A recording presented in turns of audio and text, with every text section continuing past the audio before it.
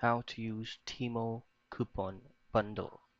The first things first, before we dig deep on how you will be using it, we have to understand how the Temu coupon bundle or even the regular coupon works.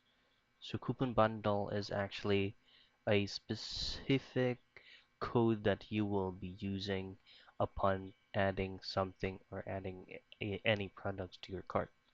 So this is to lessen the price of a specific item where you want to purchase. So all the coupons or even coupon bundle has its own spending limit. Spending limit is actually a specific range in which you need to reach so that you can go ahead and take advantage with that coupon.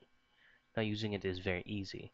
So first things first is open up Temu.com's official site or even access it using your application.